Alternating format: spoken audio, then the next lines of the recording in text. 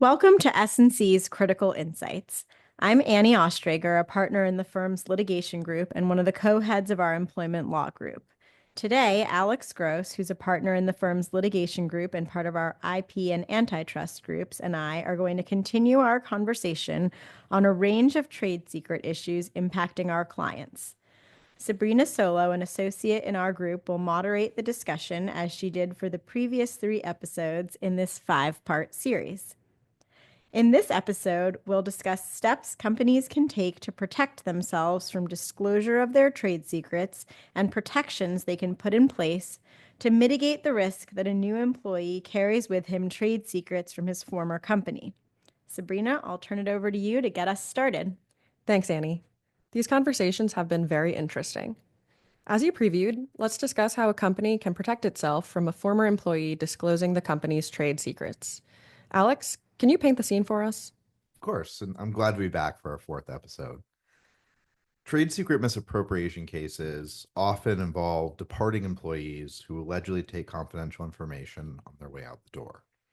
For instance, in one recent case in the Southern District of New York, a company that provides insurance and financial products alleged that a departing financial specialist who went to work for a competitor accessed confidential customer information in the company's computer system, and further alleged that the former employee used this information to benefit his new employer. And this is a fairly common fact pattern that we see often. There are 3 general categories of ways to reduce the risk that a departing employee might take or misappropriate trade secrets: electronic measures to protect secrecy, policies, procedures, and contractual requirements, and monitoring of departing and former employees. And I thought it'd be helpful to briefly talk about each of these 3 categories. First, companies can adopt electronic measures to reduce the risk that a departing employee misappropriates trade secrets. Examples of electronic measures companies can adopt include limiting access to information through company technology, disabling external USB drives or other forms of hard drives to prevent employees from downloading files to those external hard drives, immediately terminating a departing employee's access to emails, accounts, and other cloud storage, implementing technology that prevents access to external cloud platforms after an employee departs, monitoring employee computers to determine whether they have uploaded files to cloud platforms, or implementing technology that audits a departing employee's files. And these are many examples of different types of measures that companies will take, and the appropriate measures or set of measures that a company will take will be specific to the company's business and the company's systems. The second category I mentioned a moment ago are policies, procedures, and contractual requirements. Companies should implement these sorts of measures, for example, NDAs with suppliers or customers. Companies should also consider adding a provision to the employee handbook that describes what trade secrets are and how to handle trade secret information, and then require employee acknowledgement of those requirements. Finally, companies should monitor departing and former employees. For example, companies should conduct exit interviews to learn if a departing employee is headed to a competitor, monitor activities of a competitor who has hired former employees, especially if that competitor has hired multiple employees from the company, and be alert to near simultaneous departures of employees in the same reporting vertical, which may signal a risk of trade secret disclosure at a new company. In addition to these 3 categories of ways to reduce risk, companies should remain abreast of changes in the law and tailor detection methods accordingly. Foresight is imperative to protect trade secrets and maintain a company's competitive edge. Thanks, Alex. Annie, can you tell us about the role employee training plays in mitigating the risk of trade secret misappropriation from departing employees? Yes, happy to touch on that. So training and fostering a culture where employees understand the importance of protecting company trade secrets are very important. Companies should conduct training sessions to remind their employees that the employees don't own trade secrets that they're privy to or contribute to in the course of their work for the employer, and that these actually belong to their employer. Employers should also train employees on measures that should be taken to store documents containing trade secrets in a protected manner. For example, some companies employ varying levels of access to documents depending on their sensitivity, and it's important for employees to understand how that works and what's appropriate for a particular type of document.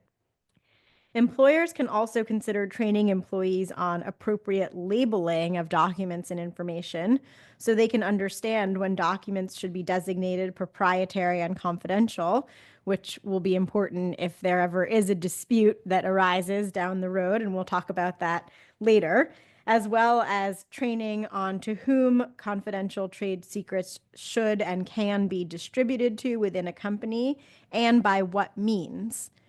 Employers may also want to consider employee attestations in connection with training, in addition to the type of attestation that Alex touched on with handbooks.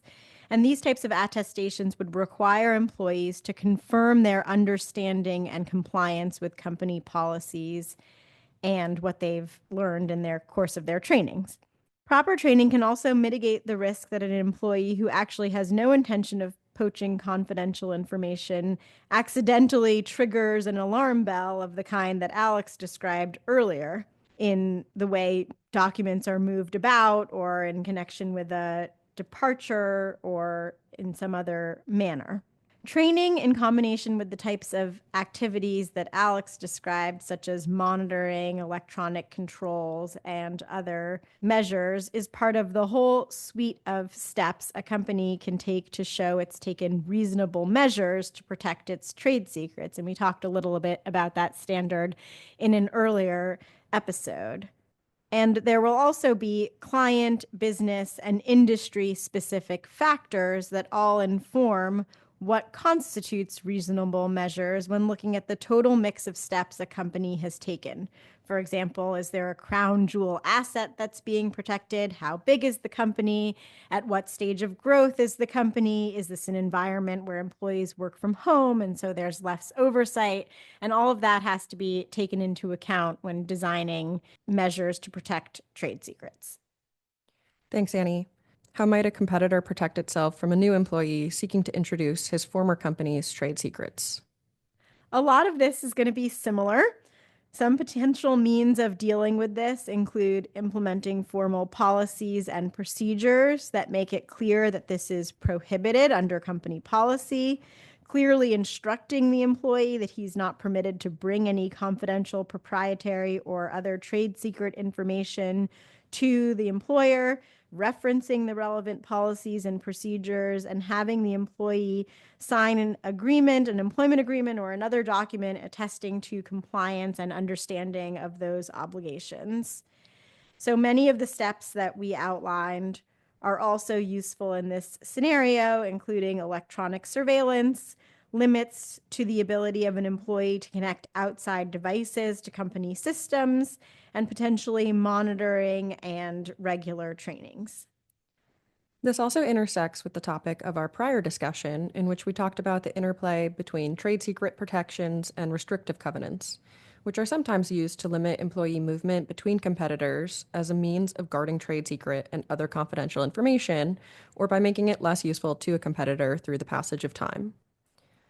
Alex, any concluding thoughts before we wrap up? Yeah, it's been a very interesting discussion on an important topic. We've discussed a number of technological and non-technological steps that companies can take to ensure that departing employees are not taking trade secrets with them and that new employees are not bringing trade secrets from a former employer.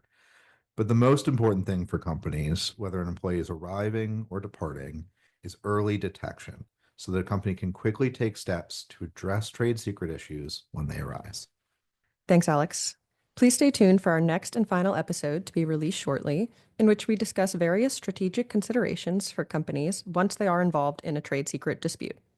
And thank you for listening to S&C Critical Insights. For more information about our practice, please visit us on the web at www.sulcrum.com.